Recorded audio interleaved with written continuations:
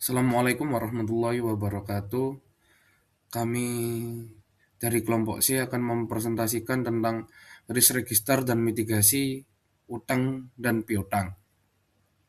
Perkenalkan, nama saya Teri Dwi Ramadhani dengan MPM Akhir 046.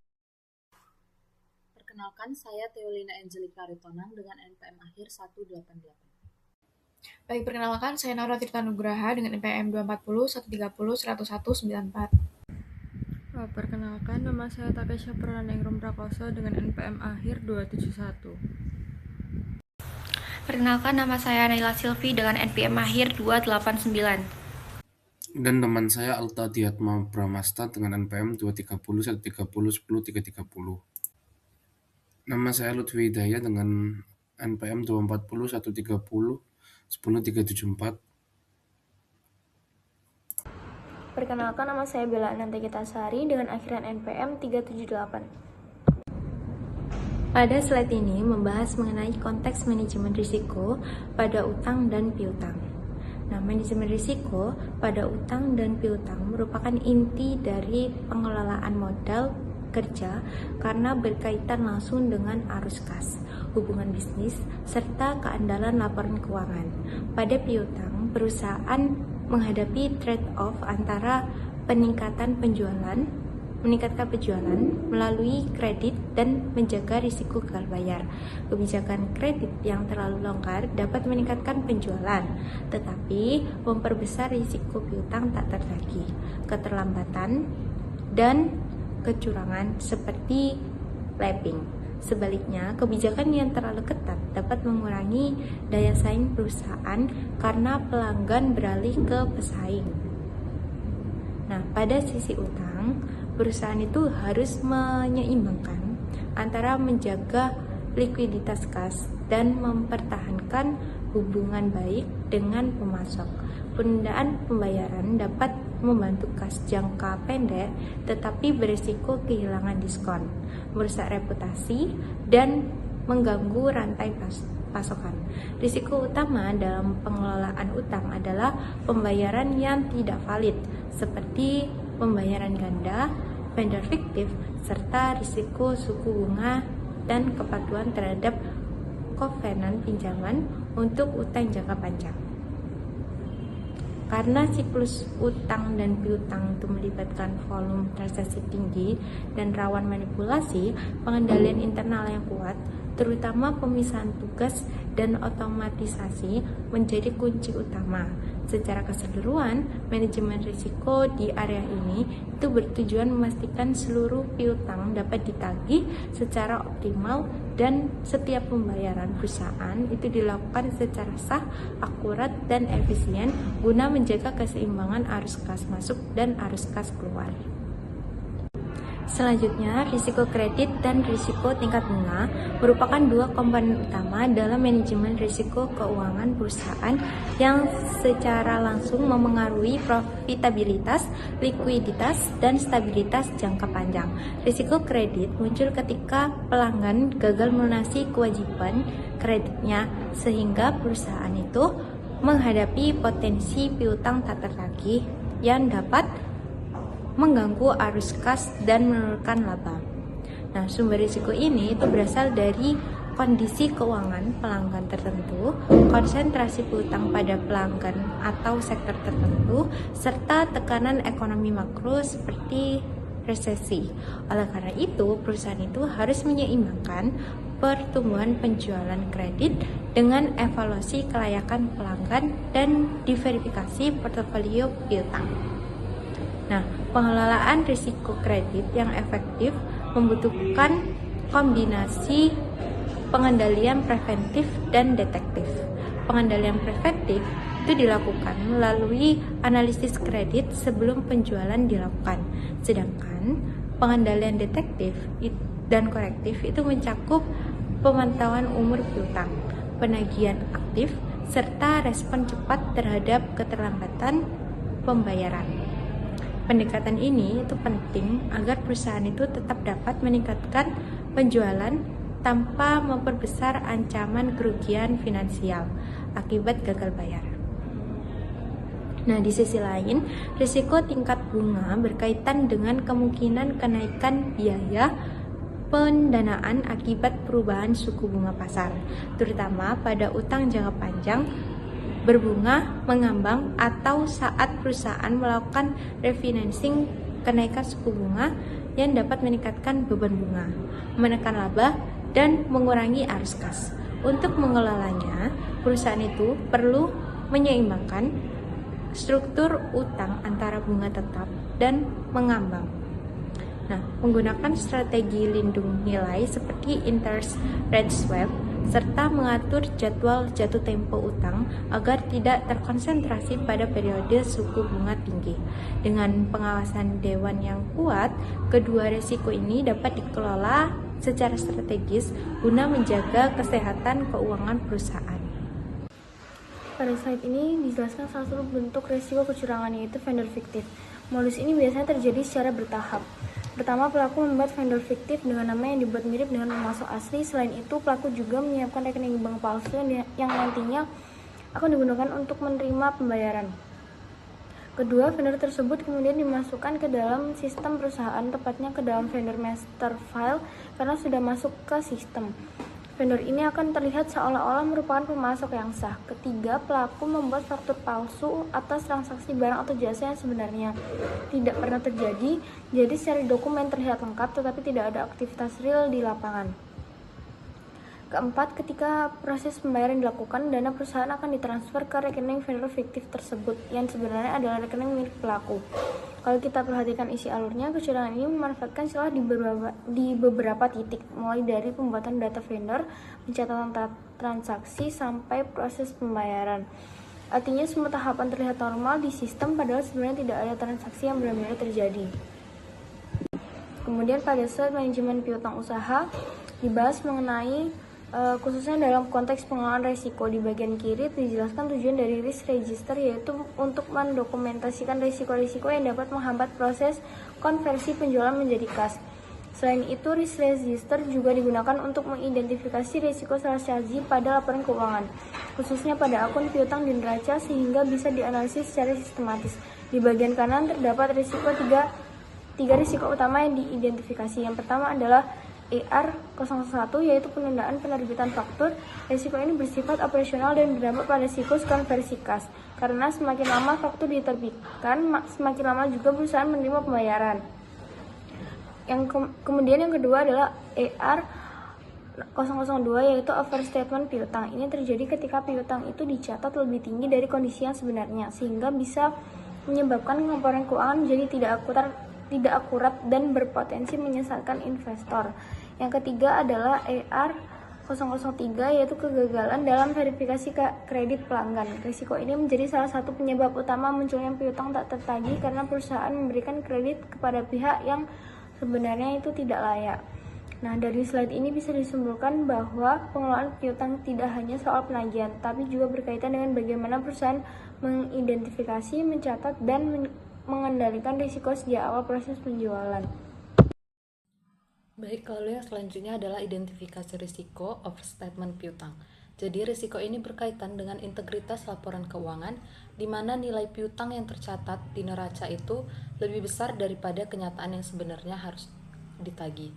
Jadi inti masalahnya itu adalah ketika perusahaan melaporkan jumlah piutang yang besar untuk mempercantik laporan keuangan, padahal nyatanya banyak di antaranya yang kemungkinan besar akan macet atau tidak terbayar.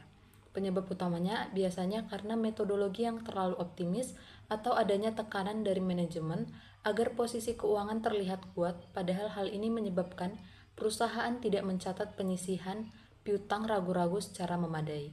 Dampaknya adalah akan terjadinya salah saji material pada laba ditahan dan risiko koreksi audit yang dapat merusak reputasi perusahaan di mata investor atau pemangku kepentingan. Rencana yang dilakukan untuk mengidentifikasi risiko ini adalah yang pertama dengan melibatkan komite audit, yaitu untuk mengawasi dan meninjau kecukupan cadangan piutang secara berkala atau setiap kuartal. Lalu yang kedua adalah dengan menggunakan faktor kualitatif seperti memantau berita kebangkrutan pelanggan yang bukan hanya berdasarkan umur piutang saja. Alasannya dilakukan identifikasi ini adalah untuk estimasi manajemen seringkali secara subjektif dan bias, sehingga perlu pengawasan independen dari tingkat yang lebih tinggi lagi. Lalu yang kedua adalah risiko kegagalan verifikasi kredit pelanggan. Berbeda dengan yang poin pertama tadi, yang lebih berfokus pada pelaporan, untuk bagian ini lebih ke arah risiko operasional yang menjadi akar masalah sebelum piutang itu muncul.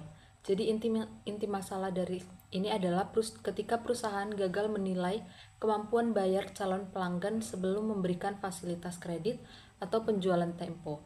Penyebabnya adalah karena kurangnya standar prosedur atau SOP atau keinginan untuk mengejar target penjualan secara cepat tanpa peduli akan kualitas kreditnya. Maka dampaknya adalah kerugian finansial langsung akibat piutang tak tertagih. Maka penilaian risiko yang dilakukan adalah dengan memiliki tingkat risiko tertinggi dengan skor probabilitas 4. Rencana perlakuan yang dilakukan adalah dengan melakukan pemisahan tugas, yaitu membentuk departemen kredit yang independen dari departemen penjualan agar tidak ada konflik kepentingan. Lalu dengan memverifikasi ketat, yaitu dengan mewajibkan pengecekan referensi dagang atau laporan biro kredit, terutama untuk transaksi besar, misalnya untuk transaksi 50 juta. Lalu yang ketiga adalah dengan memberikan edukasi atau pelatihan kepada staf mengenai pentingnya proses verifikasi kredit. Alasan hal ini dilakukan adalah dalam praktik Good Corporate Governance atau GCG, pemisahan fungsi penjualan dan fungsi kredit ini sangat krusial agar perusahaan itu tidak hanya fokus pada pertumbuhan omset saja, tetapi juga pada kesehatan arus kas mereka. Oke, baik, pada bagian ini saya akan menjelaskan tentang mitigasi risiko dalam pengendalian piutang dan juga penagihan. Nah, mitigasi risiko piutang pada dasarnya adalah upaya perusahaan untuk membangun sistem pengendalian yang kuat di sepanjang siklus piutang. Nah, mulai dari keputusan pemberian kredit hingga proses penagihannya. Dan dalam praktiknya sendiri terdapat 3 jenis pengendalian utama yang digunakan, yaitu yang pertama adalah pengendalian preventif, detektif, dan juga korektif. Preventif itu bertujuan untuk mencegah resiko sejak awal. Lalu detektif berfungsi untuk mendeteksi masalah sejak dini, dan yang korektif itu digunakan untuk menangani piutang yang sudah bermasalah. Nah, ketiga pengendalian ini harus diterapkan secara bersamaan agar manajemen piutang itu dapat berjalan secara efektif.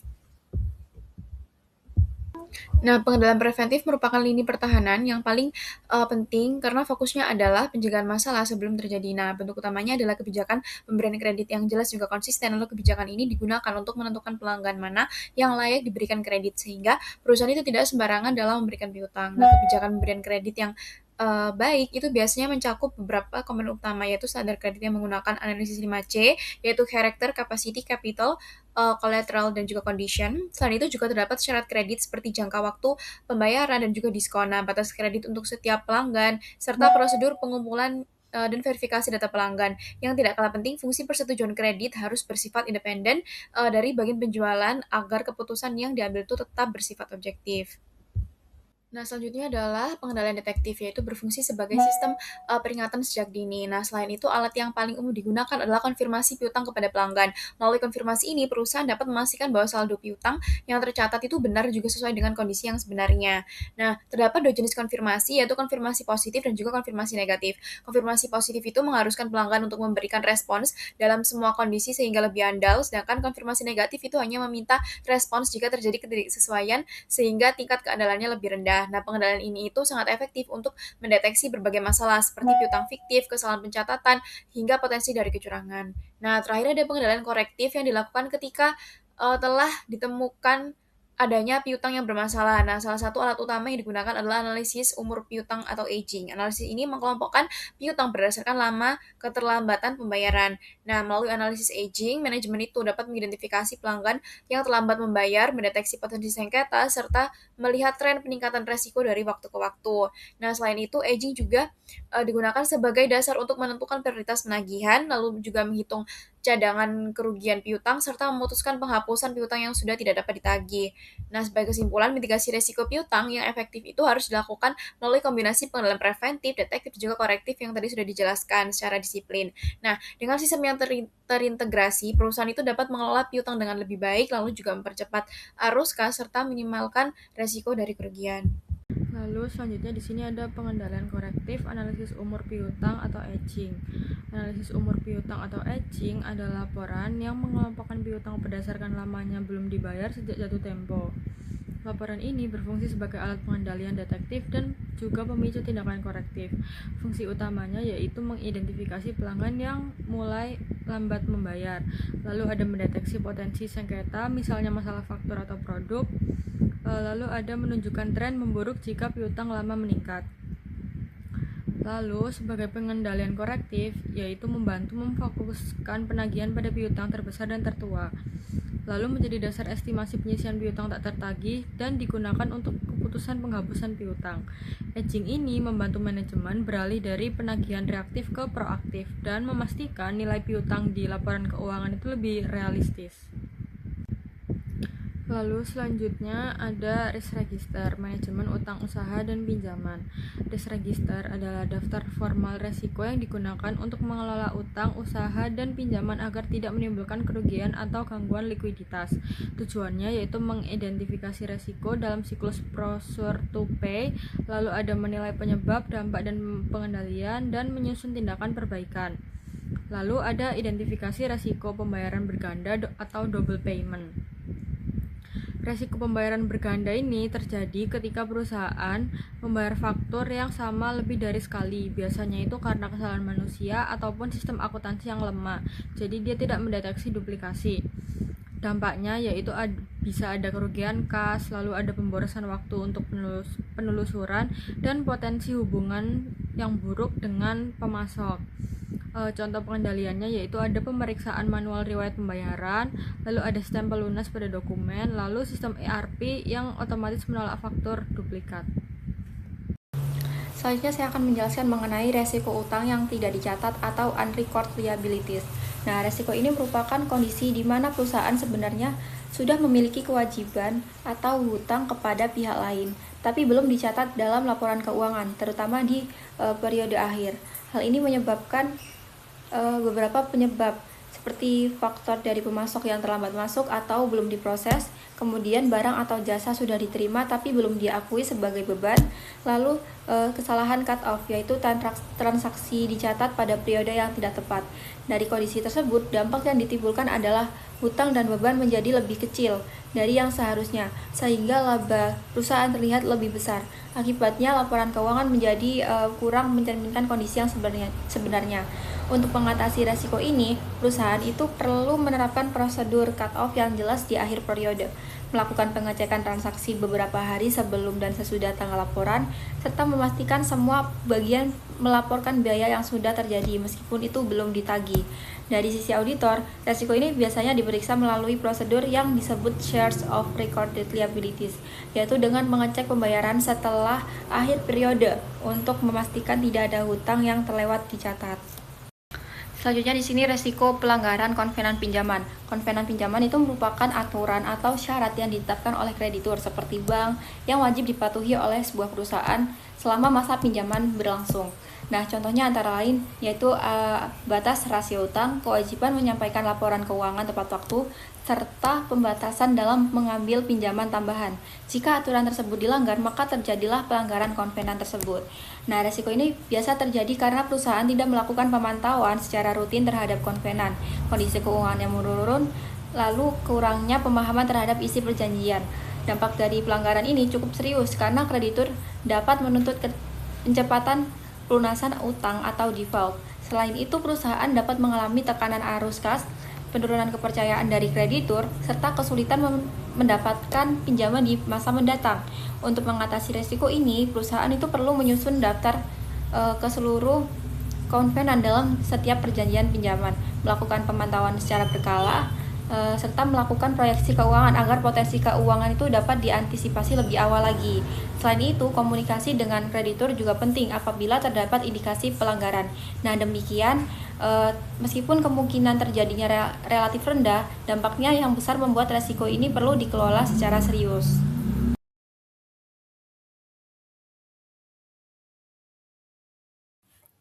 Mitigasi risiko pengendalian utang dan pembayaran.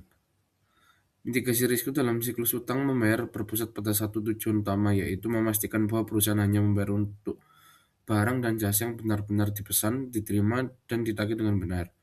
Pengendalian preventif adalah kunci untuk mencegah pengeluaran kas yang tidak sah sejak awal. Pengendalian preventif yang paling kuat dikenal di area ini prosedur pencocokan 3 arah atau three-way match. Yang kedua, pengendalian detektif berfungsi untuk menangkap dan kesalahan atau menyimpan yang mungkin telah lolos dari pengendalian preventif. Pengendalian yang terakhir yaitu pengendalian korektif, fokus pada penanganan masalah setelah terdeteksi dan pada situasi di mana perusahaan menghadapi kesulitan keuangan.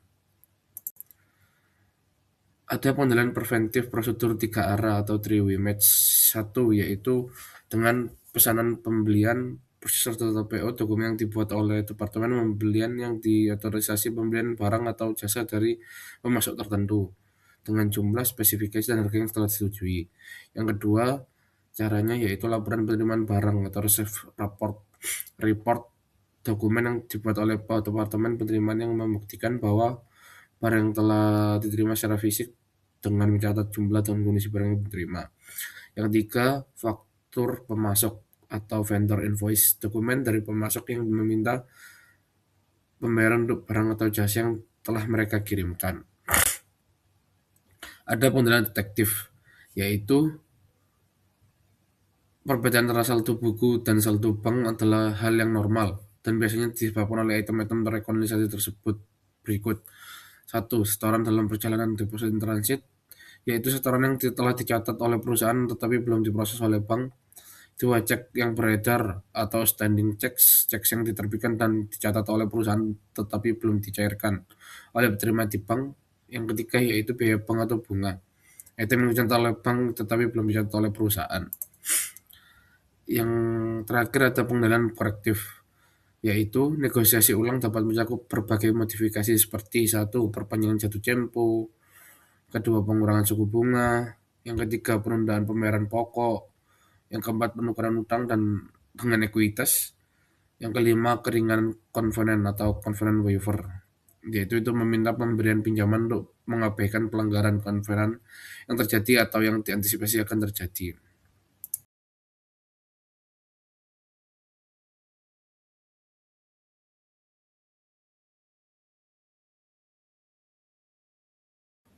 Baik, itu tadi adalah pembahasan yang sudah dibahas. Mohon maaf bila ada salah kata dan juga semoga bermanfaat. Wassalamualaikum warahmatullahi wabarakatuh.